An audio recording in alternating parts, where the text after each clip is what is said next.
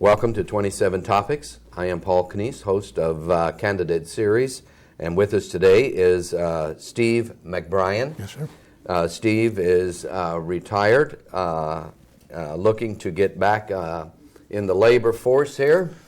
And tell us a little bit about yourself. Well, sir, I'm retired, as you said, 68, and so I'll be able to devote full time to things, although it's a part-time job. But of course, constituents will want to see you when the legislature is in and also out of session. I was born in Evansville, Indiana. Dad was transferred to Des Moines, Iowa, and we moved up there. I was there about 20 some odd years and always liked southern Indiana, so we moved back here and settled outside of Boonville, and we've been there now for close to 30 years. I'm married. My wife's name is Judy. We'll have her 45th anniversary this December 30th. We have 2 adult children, Kelly and Patrick, and we think they're both successful and they've stayed out of trouble, which is about all you can ask when you're raising children. But anyhow, I moved back as a sales manufacturer's representative and never did find that one big line, and everything eventually went away. So I had an opportunity to drive a truck, and I did that for about 22 years and wound up driving around from Henderson and Evansville area to the East Coast and having a lot of fun on the Washington Beltway on Friday afternoon. I might add that you are running for District 74 seat, which is held now by your opponent, Russell Steele. Yes, sir. And he's had it for 10 years. It's been that long since he's had any competition. And the reason I'm decided to run, there were 2 reasons. One, I think competition makes us all better. And this office is important enough that I really believe it should have competition. And the second reason was there was a vote in the last session of the legislature. It was entitled Restrictions on Illegal Aliens. And this bill would have prohibited the state of Indiana from spending any money on people that are here illegally. And I would have voted for the bill. Representative Stillwell voted against it, and the bill was killed. So consequently, we're still spending money on Medicaid, school education, and many other forms of welfare that people that are not citizens. And I don't think that if they aren't citizens of the state of Indiana, we should be spending taxpayer money on them. What, in your opinion, is the major issue that will be coming up in the next session? Well, you know, that's a hard one. So many people have so many issues, from the illegal aliens to health care, and then it's health care for children or health care for the elderly. Of course, they're both important. Education is extremely important. But I think whatever you decide that the main issue is, we have to start it with a balanced budget. And the current budget now is the first one that has been balanced in the last 8 years without raiding school teacher pension funds or something else like that to show a surplus where one really didn't exist. Then we have other issues to touch on, and one is your opinion of all-day kindergarten. Well, all-day kindergarten, I think, should be voluntary, because many children now are going to preschool and so on and so forth, and their parents may want to leave them there. And they're doing a lot of things that I used to do in kindergarten. In fact, I think by the time they're 5 now, many children know a lot more than I did about a lot of things when I came out of kindergarten. The budget now has the money for full-day kindergarten. In fact, there will be block grants available to schools that apply, and one of the things that they can use it for is full-day kindergarten, Another would be books. And book rental is a big issue in Indiana. Then another issue is property tax relief. How to, for years it's been talked about to phase it out and possibly for something else. Well, I don't see any way to phase it out. I think if you try to do that, you're going to have a huge, huge tax increase. Now, I am not for property taxes. You never truly own your farm or your house or whatever it is. The state can always come along and take it if you, for whatever reason, medical bills, you can't pay your property tax. I think it would take a constitutional amendment, and then the bill that would come up would have to be probably a combination of sales and income tax, and to me, it would have to come up revenue neutral. I'm against big tax, or in fact, I'm against tax increases. Okay. Anything else on that topic? I think that's about it. I know in the primary, some people were against property taxes. This was turned around saying they're in favor of tax increases. And I am not in favor of a tax increase. Like I say, it would depend upon the bill, but property taxes would have to be done away with a constitutional amendment, and the bill would have to be revenue neutral. Gasoline sales tax, when the gas was higher than, it came down a little bit. It's a little reduced in price now, but doing away with gasoline tax, and that may come up again. Well, again, we would have to have something to replace it. Like I don't like taxes, but the state has to have a certain amount of revenue. I would not be in favor of doing away with the gasoline taxes, because I'm sure they would come back. And people are at least used to it now. It doesn't mean it's good, but they would have to be replaced with something. Although Indiana now is the only state that has its 10-year road fund fully funded, or road plan fully funded. Then I-step testing. I-step testing, one, I think should be moved to the spring. And this can be done probably without any increase in the cost of it. Some of the companies that have been talked to will eat. In other words, the first year there would have to be two tests. And the companies would eat the increased cost if they had a long-term contract. Something else, the I-step can also be simplified, which would lower the cost of the testing. I know this is some ways tied to property tax relief, school funding. Yeah, it is very definitely right now tied to property tax relief. School funding, the state is always going to have a part of it, probably the biggest part, because I have places like Derby in this district, and there's just not a lot of industry out there. So state income tax and our sales tax, and we have to watch the sales tax because we have a lot of border counties, and we can't get too much higher than the surrounding states. But those two taxes would probably have to play a big part of any doing away with property tax, and the state, as I said, would have to play a big part of it. Then let's move on to the I-69 as a toll road. Well, I'm against I-69 as a toll road.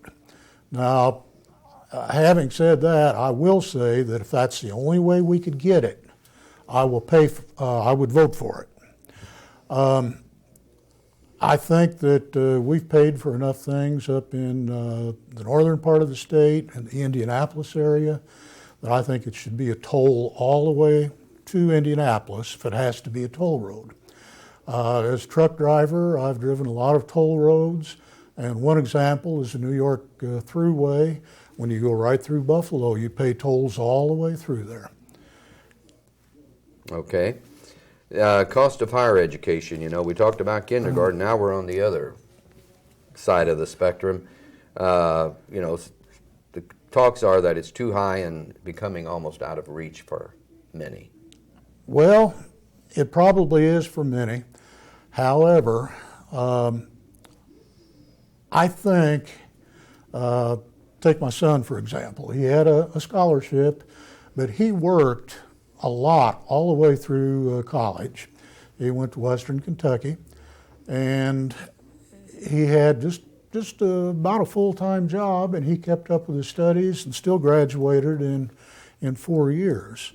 And I think in some instances, in most instances, people could do more for themselves than having just mom and dad pay for it.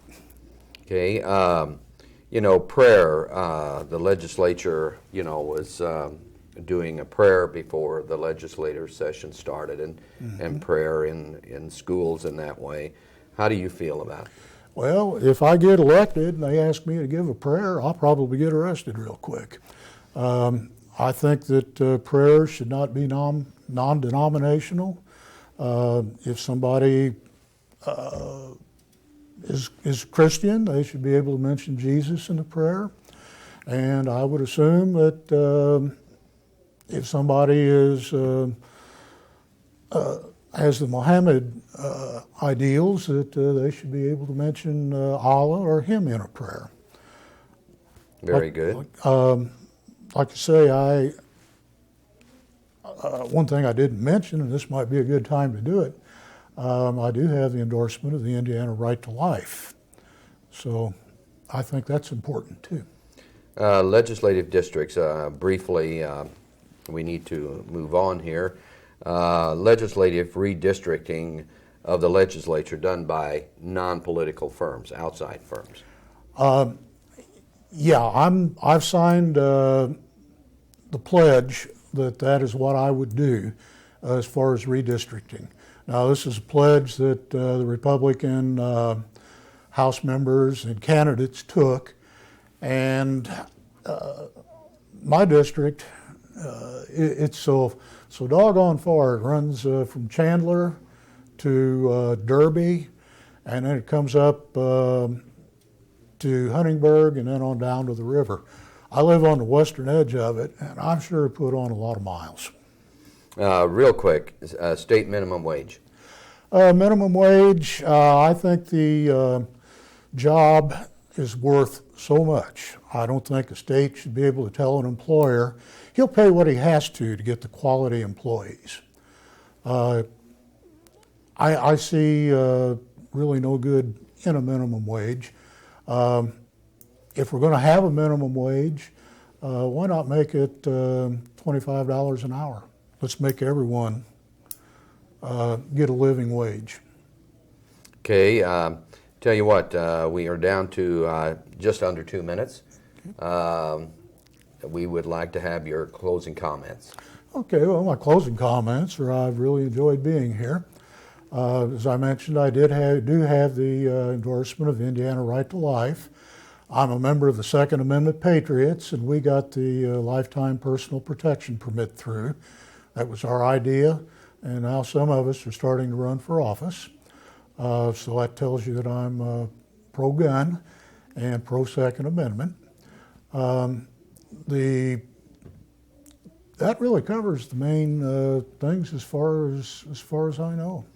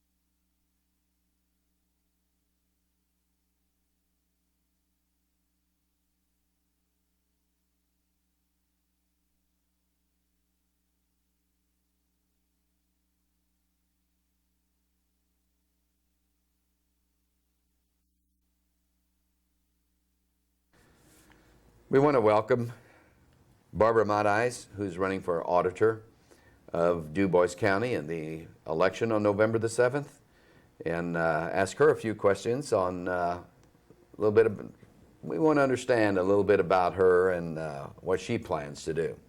Welcome. Thank you, Paul. First of all, I would like to thank Paul and Channel 27 for allowing me this opportunity to talk to you today. I would also like to thank you for taking this time to listen. 15 years ago, I would not have imagined that I would be running for Dubois County Auditor.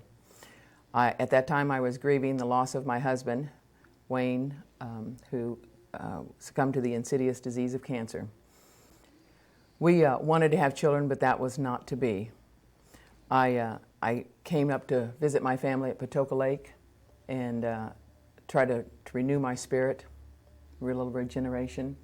And they asked me to stay and work for them. My father is John Duncan. He has a law office in French Lick, and he has log cabins out on Patoka Lake. I worked part-time for him in the law office and was a full-time resident manager at Patoka Lake Village. I met at age 41, met Randy Mathies and married him soon after. And about 2.5 years later, at the age of 43, we had our son Shelby. While life's providence has taken many twists and turns, I do believe for myself that there's the best is yet to come. I have the experience that is required for the duties of the auditor, but more than that, I have the passion to serve the people of Dubois County.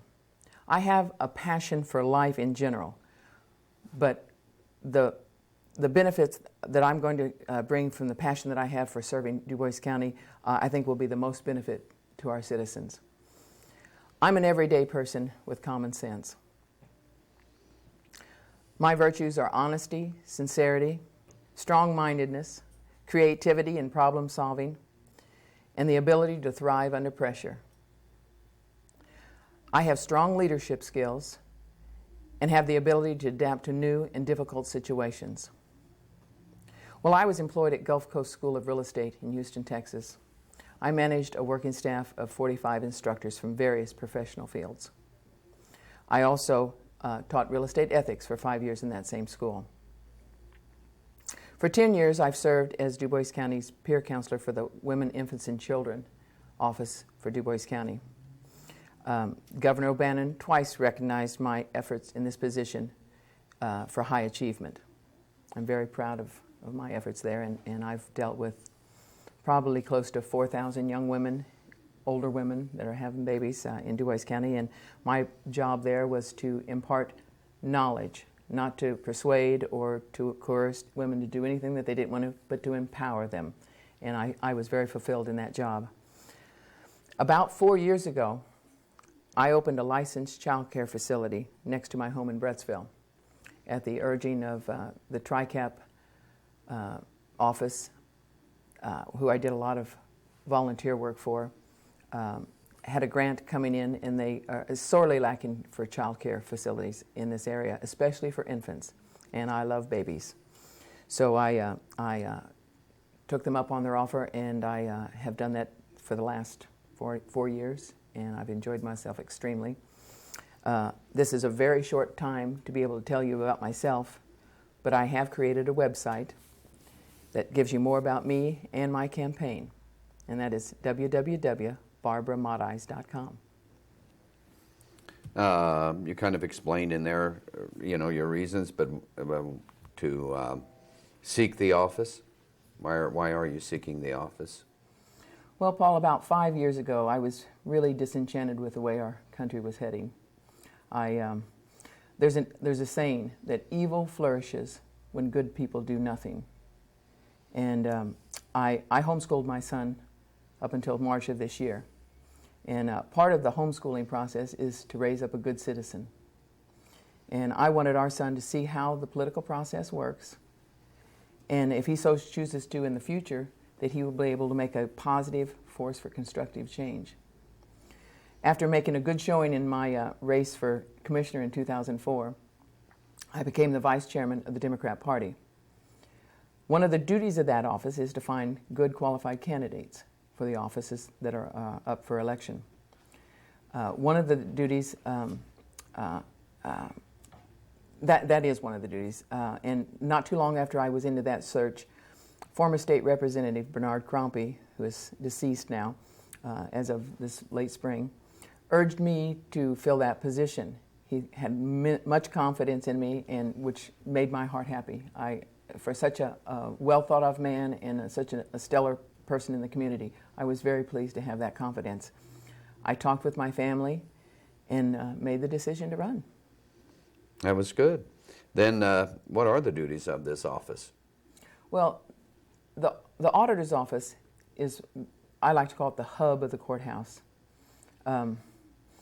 It's a chief fiscal officer is what the auditor is.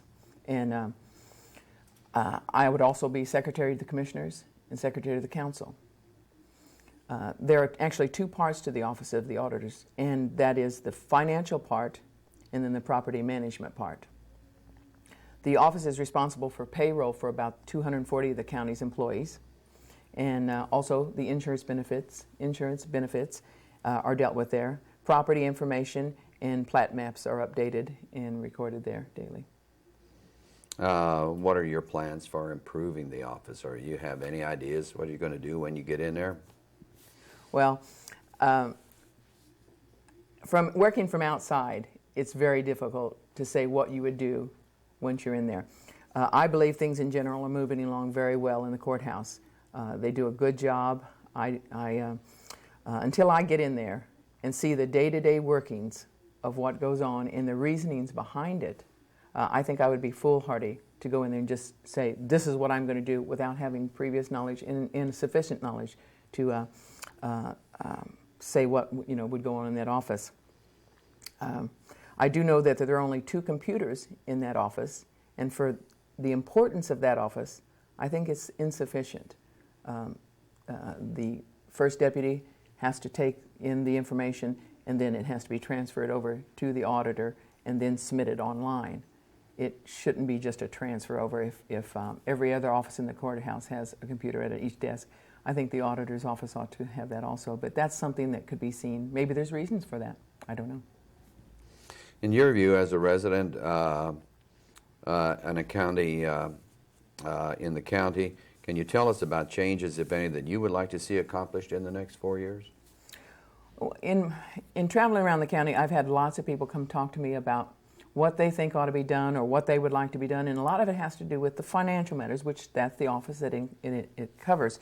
But a lot of the things that people are talking about are not actually the decisions to be made by the county auditor. Those are under the discretion of the commissioners and the council. So there's just a lot of misinformation in the public as what the duties are and how they're done and how decisions are made. So if there's something that needs to be done and it's beneficial to the county, I could see no reason why we wouldn't be doing those things. What are some of the comments that you may have heard? Well, the payment on the 15th and the 30th. A lot of people say that they get checks several days past what their budget goes instead of being paid every other Friday. Now, I don't know what the inner workings on that is, but it's something to be looked at. That's one of the things. And direct deposit. A lot of people are for direct deposit, but I was talking to a man in Snellville at the Snellville picnic, and he came up to me and he said, I want you to know that I work Monday through Friday, and when I get off, I want that money in my hand. And there is some merit there, too. That's different strokes for different folks, Right. you know. I mean, that's the way it is. I tell you, is there anything else that you want to add to that, or? Plans for improving the office. Like as I said earlier, there's just no way until you get in there. These ladies have been in there. They're actually employees of the county, not elected officials. These are working people in the county office, and they do the day-to-day grunt work. They know what needs to be done, and they're not lazy. They're not wanting to do a good job. They want to serve the county as best they can, and it's just not the knowledge not being there is why things are done. We talked one time about the ham being cut off in the pan. The girl said she cut off the end of the ham and threw it out in the yard. And the neighbor said, well, why are you doing that? She said, well, that's what my mother did. So they asked the mother, why are you cutting off the end of the ham and throwing it in the yard? The mother said, well, that's what my grandmother did, or my mother did. They went to the grandmother and said, why are you cutting off the hand? And she said, I didn't have a big enough pan. At one time, there are reasons for doing certain things a certain way. Once those reasons change, we need to look at updating and what would benefit the county. That's the majority of the citizens. You're not going to please everybody. There's no way you're going to please everybody. But you do the best you can, and I think these ladies in the courthouse are doing that. So when I get in there, we'll revise and see what's going on, and I'll be up to snuff before too long, and we'll do the best we can. We have 2 minutes. You have 2 minutes to say what you want to say. Okay. I so much appreciate the county allowing me to come into their homes, come into their communities, come into their church picnics, all the things that I've done throughout this past year. I've made great efforts to personally talk to all the voters of Dubois County. Now that's almost a virtual impossibility. There's 40,000 residents in Dubois County. There's 28,000 registered voters, and of those, only about 25% vote. So now how are you going to find that 25%? But I have tried to talk to all the citizens, whether they're registered or not, maybe even find out why they're not registered. The campaign strategies I've used to get my message out have been unique and creative. Rarely do local candidates use billboards, and never have they used Jasper 8 Cinema. My ads in the classified were a first, too. I purchased a white bus and hand-painted my name, my party affiliation, and the office I sought on both sides, and I drove it around to all the different communities, cities, towns in Dubois County, to their church picnics, to their parades, their festivals, community fundraisers. I've even worked a few fundraisers, just pitched in. That's the way I am. My mama taught me, get in and do the best you can, work, show up, work, and leave the place better than you found it. I have, like I said, attended as much as I possibly can to get the voters out. I had 10,000 cards when I started my campaign. I now have less than 100, and I personally handed out most of those. So if you didn't get one, you can call me up. You can let me know. When I say my daily prayers, I ask God only for the knowledge of His will for me and the power to carry that out. If I want to be elected Dubois County Auditor, and I do, it's my job to ask the voters to fulfill that request. I'm asking you for your vote. Barbara Mathies, candidate for Auditor of Dubois County, thank you for being our guest, and I ask all the voters to vote on November 7th. Thank you.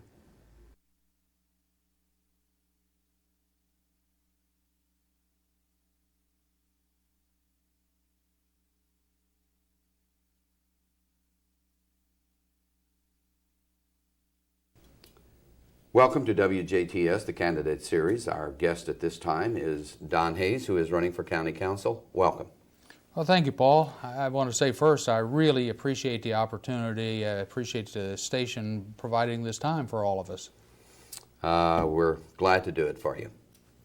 Tell us a little bit about yourself. Well, Paul, I've been in Jasper now since 1963. My wife and I came to Jasper to teach right after we graduated from Evansville College, now University of Evansville. I taught for 11 years at Jasper High School. I was assistant principal there for 16 years, and then I finished up my career as the curriculum director for the school corporation. We retired in 1999. Since that time, I've worked for Hispanic Outreach Services. I wrote a couple of grant applications to the Lilly Endowment for Education Programs, and since February 2005, I've served as the area director for Congressman Mike Sodrell. Why are you seeking the office? Well, I would have to say that I'm a lifelong student of government, literally. From high school, college, my major in college was government. I taught government at the high school level, and I've been really a student of government for my entire life. I have tried to follow what happens at the local level in government. I've been involved with the state and now the federal level, and so I've tried to develop my own sort of theories about government and what government should do for people. Duties of the office you're seeking. Well, the county council is called the fiscal body of county government. There are 7 members on the county council. 3 of those were elected at large 2 years ago. And this year there are 4 people up for election. There's the one contested race, which is the one I'm in District 2. So there'll be 4 of us elected this year for the county council. When I say the fiscal body, that is, the county council determines the county budget and the tax rate for the county. What are the plans for improving the office? Well, I have said that I was a student of government, and I've been fashioning these goals for county government for a long time. And I really am a believer in goals. I think it's important for government, the office holders and the departments of county government to have goals. I think those goals ought to be posted for the public to see just what that office holder, what that department's all about. My 10 goals are these. I would like to see government made more efficient and effective. I'd like to improve public access to decision makers. I'd like to have a long-range plan for county services. I'd like very much to be able to control the cost of government. We should promote economic development with county government, improve the public safety. I think this is an important one too, that we should make county government service-oriented and customer-friendly. We should improve the quality of life for all ages within the county, hold all of our office holders accountable, and then secure the future for generations to come. That is, we need to be looking ahead past a 4-year term of office to do some long-range planning so that we have a good quality of life for people in this county for many years to come. It's a good idea. You know, to plan. We need to plan ahead. The world changes rapidly. It certainly does. In your view, what are some of the most pressing issues facing the county government? Well, I'm going to take just one specific proposal and sort of relate it to some others. I believe this county needs to have a fully developed interactive website for the use of the public. A website that can have things like the minutes or the agenda and the minutes of meetings posted on it. How do we know what's going on with the county council meetings? County council meets one time a month in the afternoon. What's the agenda for the next meeting of the Dubois County Council? What happened at the last meeting? Those things should be easily accessible to people. We should have a listing of all of the ordinances of the county. You know, what are the laws, the rules in Dubois County? It's difficult to find out unless you have good access. It could be readily available. Of course, we have a GIS system that's under development. There could be mapping, lots of things in terms of permits and forms that could be accessible, and certainly the information about the tax situation and property values needs to be there. I want to recommend a website, www.tippecanoecounty.org. This is one that the Indiana's Public Access Counselor has said is a good example of what we should be providing the public so that they know about their county government. Some other things, the Dubois County Area Development Commission. Well, I believe it's important, very important to have economic development. If we're concerned about our sources of revenue for the future, we certainly need to be growing our economy. I attended a meeting a couple of weeks ago now of the Indiana Association of Cities and Towns, and they have been unveiling a legislative initiative which they called Hometown Matters. And in that, they're proposing that the cities and towns have more flexibility in terms of the kinds of tax revenues they have to operate the city and town government. Well, we may well be getting ourselves into a period of competition among the government levels of government for revenue sources. So I think certainly where we get the money to pay for government services is going to be a continuing issue for a long time to come.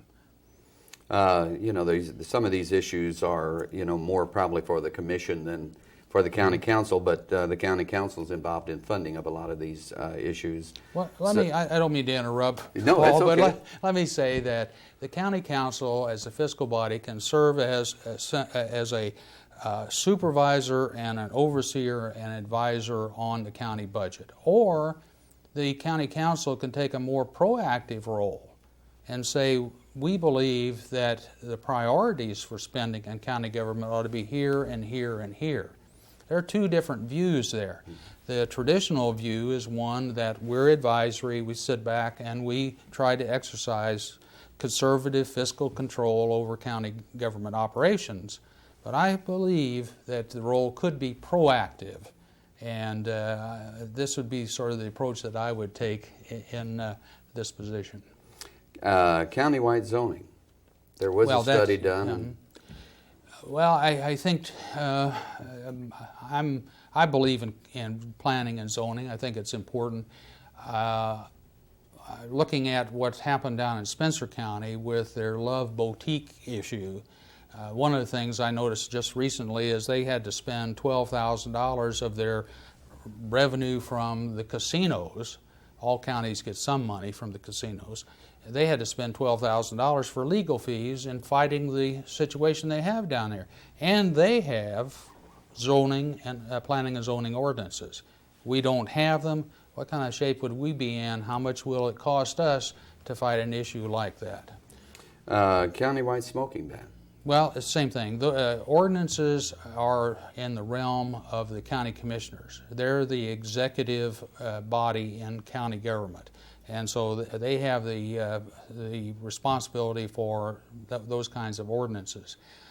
The only thing I'll say is that smoking is, for me, a health issue. And I've heard plenty of people concerned about the putting limits on businesses and individuals and limiting their personal freedom. And I'm sensitive to that. After all, I am a Republican. I am a conservative. I am sensitive to that, and we've heard a lot about it. But I believe also that the smoking issue is a health issue, and there are an awful lot of people who need protection, and sometimes government has to act to protect individuals. Countywide sanitary system. Well, same kind of a situation. Again, I'm always amazed when I go around other counties and I may see a sign, yard signs that say ban the sewers. If we're going to have economic growth, if we're going to prepare for the future, we're going to have to be addressing these kinds of issues. I believe we need to do it on a long-term basis.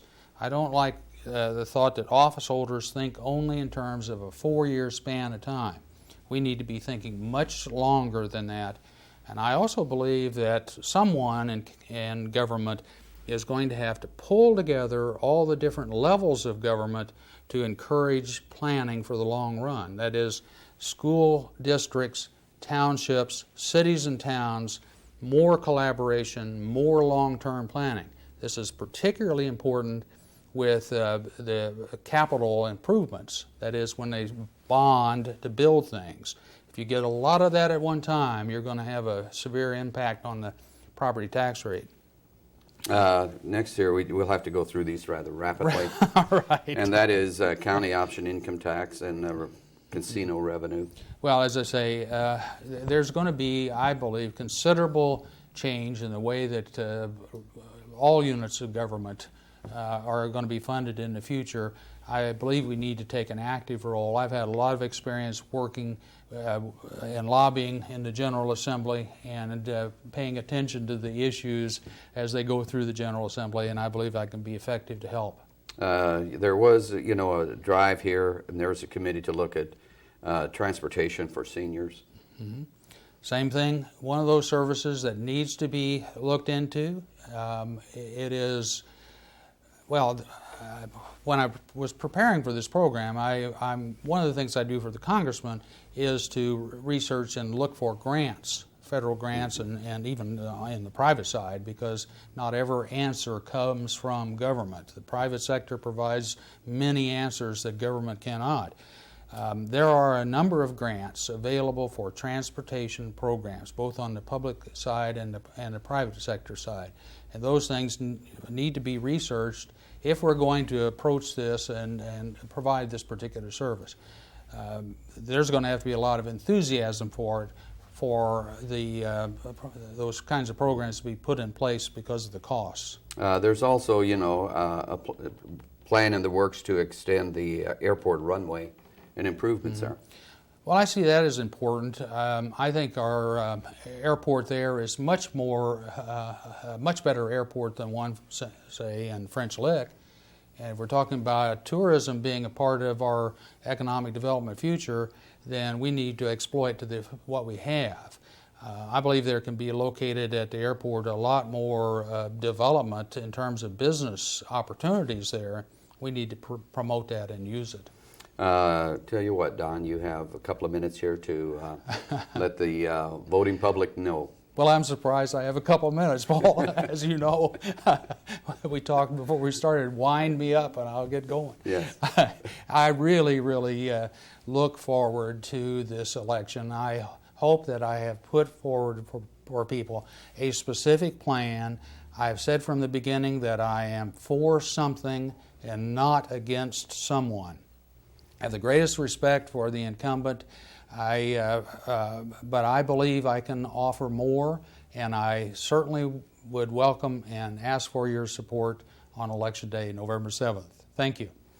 Thank you. Don Hayes, candidate for County Council. Thank you.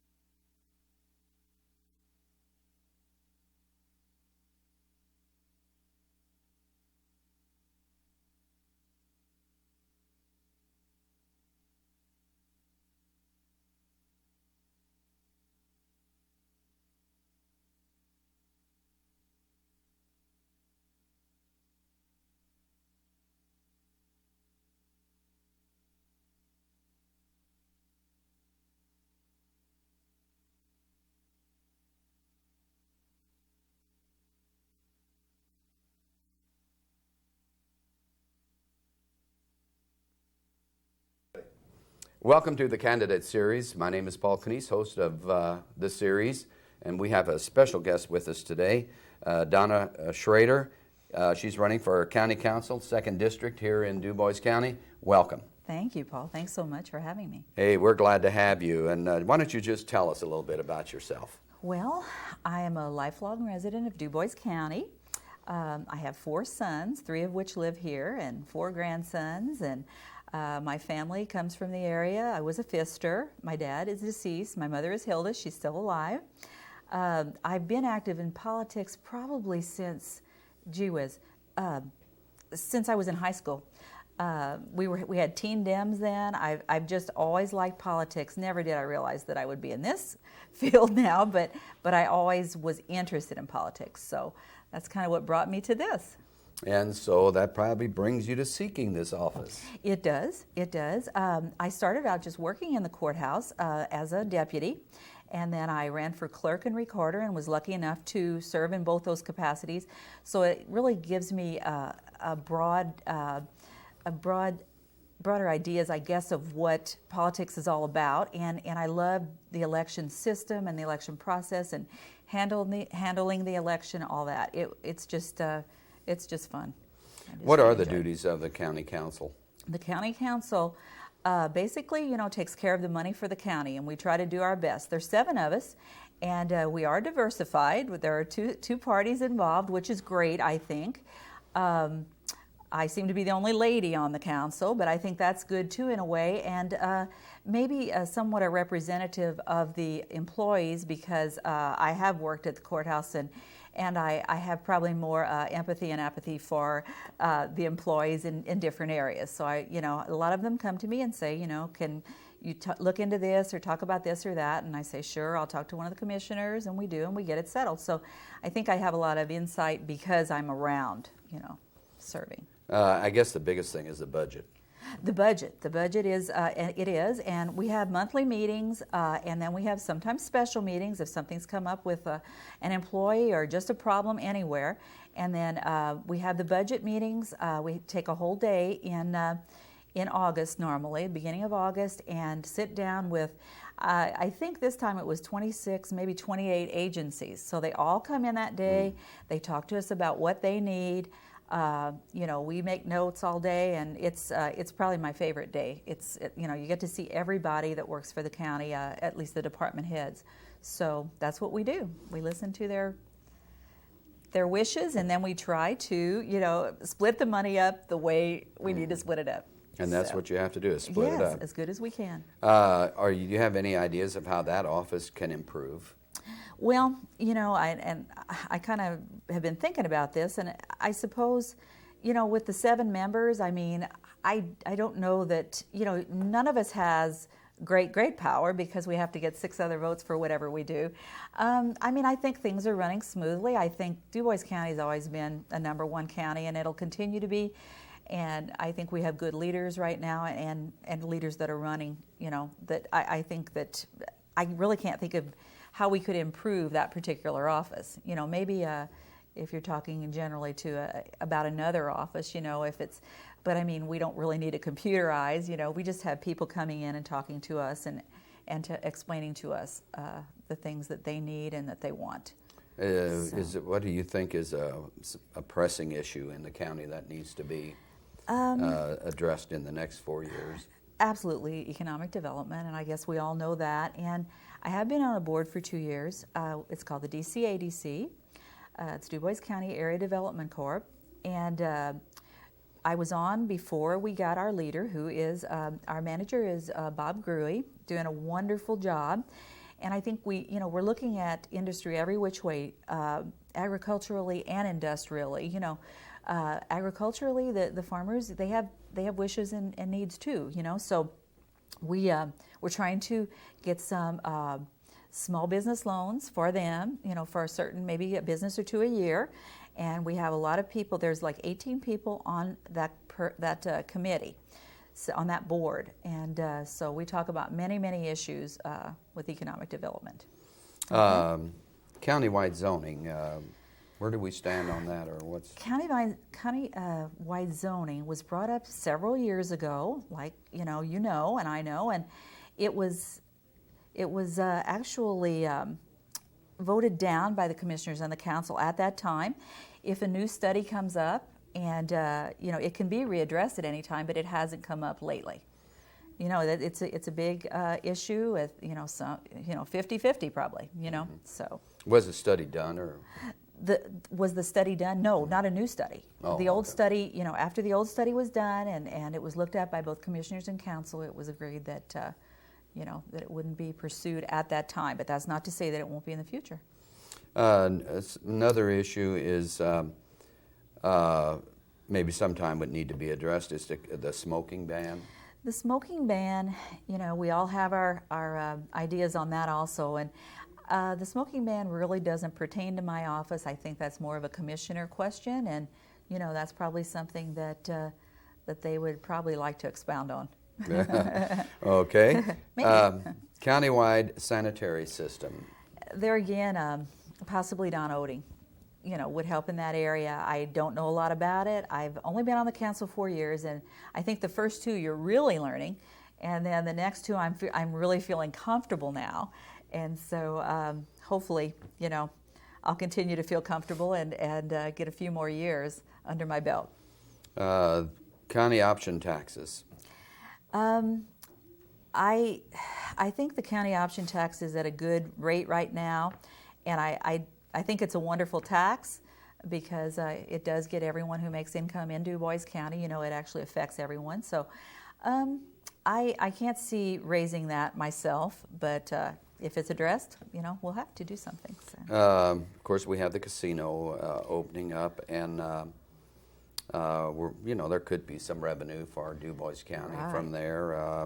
We're hoping so. Of course, until we get it, we probably don't know It's funny, we just talked about this at our Dubois County Area Development meeting last week, because we're concerned, because I think the Indiana Department, the Indiana Economic Development Committee wants to try to let us know where they want those monies to go, and we really want our freedom to be able to use them how we see fit for the county.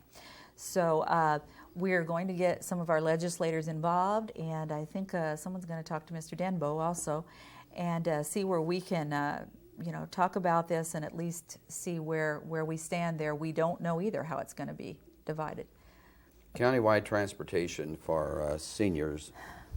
Another pressing issue. I feel bad for seniors who don't have transportation. However, we have had a couple of cab companies that have not been able to make it. It's a problem maybe for few people and a big expense. That's our main problem. So we just don't know where to go with that. And if it's addressed again, and it has been several times, there's a committee that does come in every now and then.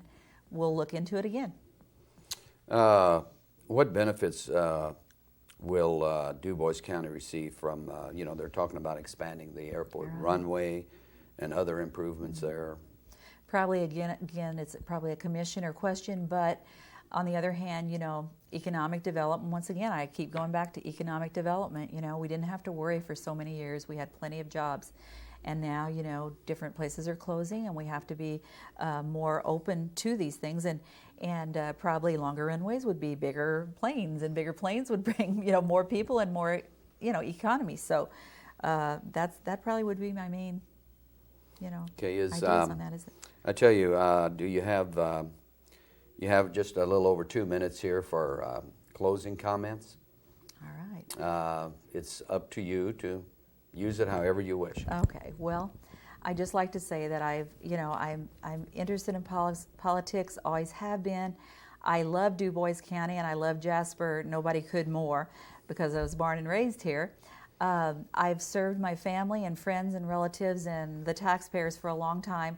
And I hope I've proven myself that I'm an honest person, and I will vote for what I think is right, not to vote for something that I'm pressured to vote for. So that's really all I have to say. I'd really appreciate your vote on Election Day. Thank you so much. Donna Schroeder, County Council, 2nd District. That is the city of Jasper.